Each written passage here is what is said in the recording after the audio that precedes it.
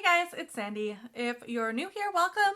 I do crafts, and if you're returning, thanks for choosing to hang out with me again. So, we are going to talk about the KnitCrate Stitch Starter Crochet. So, I've already talked about the knitting one, and I think I've already talked about month one of this one when I thought I would be doing them month by month, but that just didn't happen. Anyway, yeah, so the concept behind these is it's literally everything you need to learn to crochet that comes in a box every month to your house for 3 months. So yeah, I think it's also important to talk about my kind of experiences and biases going into this. So I have been knitting for a very long time. I started when I was like 9-10 years old. Yeah, so I've had a lot of knitting experience, and throughout that I've tried to pick up crochet because, you know, you have things like crochet edgings, and also there's some things that are just like really nice that are crocheted, and I'm like, I want that. And unlike knitting, crochet is a fabric that you can't replicate by machine. So something is crochet, it has to be handmade, and it has to be like top notch. So yeah, so I was really excited when I saw KnitCrate put these stitch starter out, because one of the things, like, I started knitting when I was really young, but it wasn't until I was like 22, 23 that I started, like 22, 23 or 23, 24. Had I met Adam? I don't know. It was in my 20s that I saw that KnitCrate, when it was still owned by its founder, put out KnitCrate Newbies. So that was learning to knit through like a series of, I think it was like 6-7 months, and you learned everything. Like after you came out of that class, you were like I still went advanced beginner for a bit, but like, you were essentially an intermediate knitter. You knew how to do almost everything. You knew multiple increases, decreases, you knew like cables, color work, felting, everything. You know, basic sweater construction. We did a baby sweater. Like it was, yeah, like it was a good course. I was really impressed. I told everybody I knew to do it. I was so excited. So when they did these, I was just like, oh my goodness, I'm gonna get that amazing experience. I don't know how they're gonna do it in only 3 months, but you know. Overall, I've been avoiding filming this one for a long time because I'm very confused about these boxes. I think what I'm going to do is I'm going to try to not compare it too much to the knitting box because they are separate products. I'm also going to try my best not to compare it to KnitCrate Newbies because, again, that's gone. And yeah, and that makes me really sad. So anyway, okay, so the first month, what I really like about this box is you literally get everything you need. Like I'm talking, they send like a measuring tape, which is important. They send scissors. They sent stitch markers that are somewhere in my stitch marker collection. You know, like if you have nothing, you can just go. So the first month is a cowl, which is always like, you know, the first month of any fiber art, you're gonna get a like scarf or a cowl or some sort of like make a straight thing just to learn the stitches. So I really like this cowl pattern. I want to start by saying that. Like I think it's a really nice pattern. You'll see this is not a completed block cowl because they did a yarn switch. And I will never in my life understand why they did this. So this is it. Yeah, this is about 12 rows short in the pattern, and since this yarn doesn't drape, it's supposed to come like down to about where my shirt is, like nicely, but since this yarn has not great drape, yeah, so this is an LRA Superwash, which is a good yarn. Like I got this in the knit one as well. Did I screw up there? So I actually made this smaller and I still didn't have enough yarn. Well, that's annoying. But no, yeah. So it was 12 rows short. It's a nice yarn. I have it from the knit one as well. That is, you know, it's not bad. I'm gonna make myself a pair of like house socks with it. Or I think it's superwash, so maybe hiking socks. I don't know. I'll do something with it. It'd be good for like a hat. It'd be great for cables because look at that stitch definition. But it's not right for this project. And KnitCrate yarns are so beautiful and so sumptuous, and they drape beautifully. Like KnitCrate makes a beautiful yarn. So I don't understand why they felt the need to substitute this. I mean, I do understand they probably got a really great deal on it in this dye lot. But yeah, and when I mentioned it to customer service, they pretty much said, well, you weren't on gauge, which I was because I always do a gauge swatch. And then they said, we'll just block it. But blocking isn't going to help 12 rows. So yeah. Another thing to note is that I did get the first run of this, and you always expect there to be a few production issues. It's like my dad always said, never buy a car the first year it comes out, let them figure it out. So, you know, let them figure it out for a year.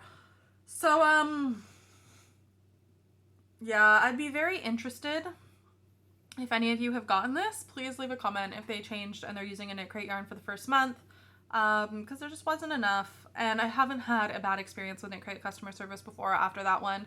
It was the beginning of the pandemic. I'm sure I just got somebody on a bad day, but you know, if it's a beginner's class, you need to be a bit like nicer, maybe. But anyway, and another thing that they didn't note too on gauge and swatching is they didn't say to take apart your swatches.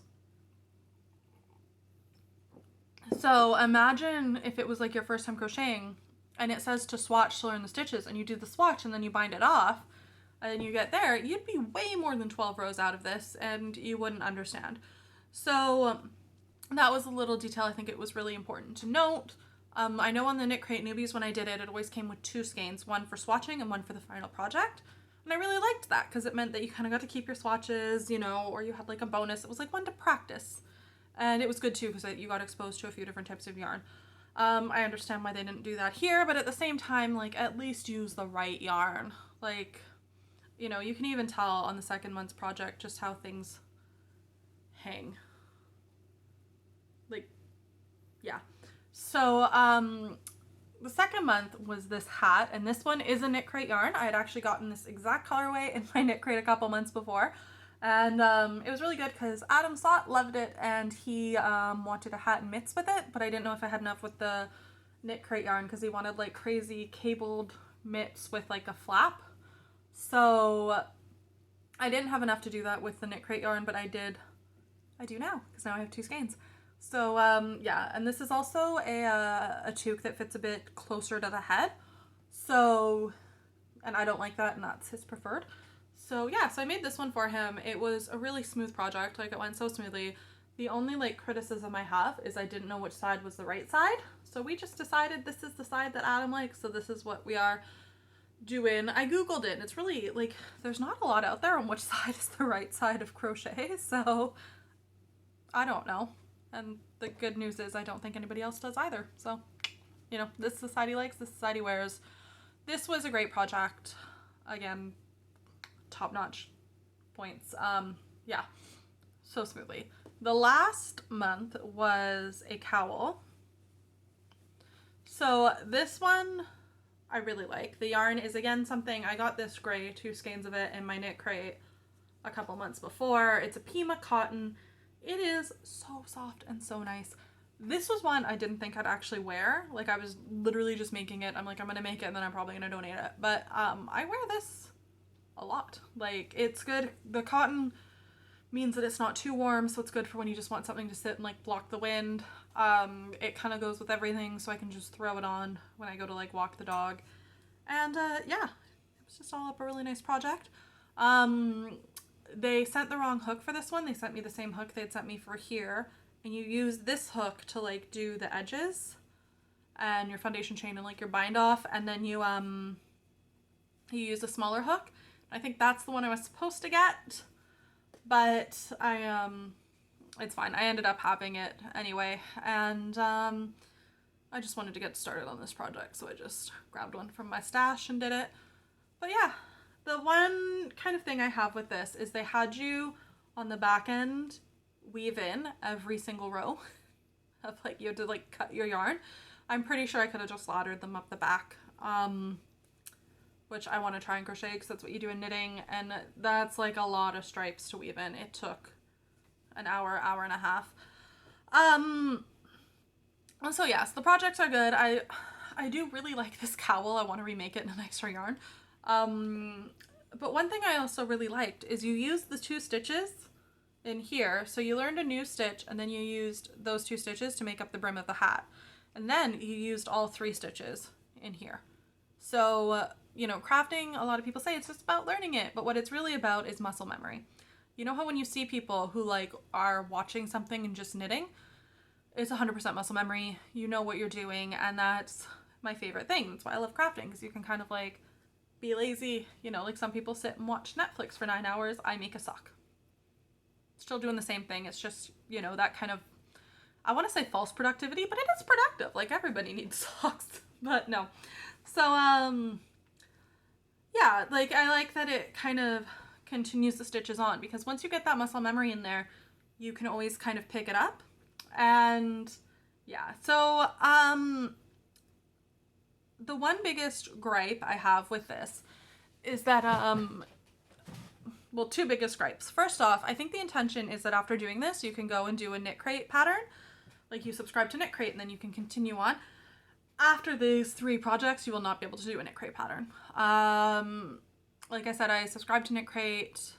I'm not currently, because I have so much yarn. All those boxes are yarn. That bag is yarn. There's more yarn on top. My house is just constant yarn. And so I kind of just want to get caught up on my stash before I get anything else. But, you know, I've had access to these patterns and I've looked at them, and I kind of looked back at some of the ones I've gotten recently, and you would, like, I could not crochet one of their patterns. I would be so lost, so confused. So, you know, and that's a toughie, because on the one hand, I don't like that it's not very thorough. I think it should kind of delve in more. But then on the other hand, it's kind of like, if you were just somebody who was a bit curious, it's nice that it's only like a 3-month commitment. So I don't know. It's a bit of a toss-up. Yeah. So, you know, it depends on the type of person you are. I'm the type of person that I want to come out of it being like the best at everything. So, yeah, it's a bit tougher for me. But another thing that I think they really did, that they didn't cover in enough detail, is that there's 2 different terminology systems. There's American and there's British for crochet. So this one uses American terminology, and they really should have noted that, because like the single crochet in American is called the double crochet in British, but the double crochet is something different in American. So when you're off looking for your own patterns, it's going to be really difficult if you don't know that that's what's happening, you know? So yeah, I just think that should have been like quickly mentioned. And yeah, I think there should have been a bit more focus on a yarn subscription, or yarn substitution, sorry. And you know, but then they wouldn't have gotten away with this. So you know what, yarn substitution, and just how to like choose patterns and how to go forth in your crochet journey. So yeah, like I found there wasn't a lot of emphasis on reading your work, which is so important when you're doing this. And I think I made a lot of mistakes and had to rip out and start again, simply because I wasn't reading my work properly and I didn't like know where I was. And that's it's something just important to do in any kind of, I mean, just in life, to like really be able to analyze what came ahead and kind of, you know, fiber arts are life. But yeah, so it's tough to say if I'd recommend this or not. I think there's definitely a lot of people that this would be good for. And I mean, at the end of the day, I can crochet. Like, you know, I feel like this is probably the closest I've ever come to actually sticking with it. I mean, I haven't crocheted since, because I'm like knitting a sweater, so that's kind of taken up all my fiber time. But I have a project planned for like crochet. You know, I have yarn sitting here that I'm like, okay, that's gonna be my crochet project. So the fact that I'm actually like picking out projects and planning for them is something I've never done with crochet. So yeah, if you're thinking of doing the KnitCrate Stitch Starter, or if you have done it and that first month yarn is different, seriously, like I want to know. It keeps me up at night again. It keeps me up at night a little, because I just want to know. But yeah, if you're thinking about doing it, I think a lot of it, like everything, is expectation management. If you're coming out of here, and I think that's where I kind of have the bee in my bonnet, is I did their like KnitCrate newbies, which was so thorough. And at the same time too, maybe that wasn't a good thing, because maybe somebody wouldn't have done it because it was a 6-month, you know, financial and time commitment. And it's like, what if you do it and you don't like it? So like here, if you do it and you don't like it, you still get like, I mean, hopefully 3, in my case, kind of like 2.5 things that you can wear, and you can do it and you can say you've done it. Like I have one friend, and her kind of thing is she just wants to do everything. And I love her for it. She has the best stories. But at the same time, you know, she doesn't like deep dive too much into things. You know, there are things that she does deep dive into, but you know, she just gives everything a go. And then if she likes it, she'll go further. So if you're kind of that type of person where you want to try it, just to give it a go and see how it, you know, see how you run with it, it's good too. And it's, I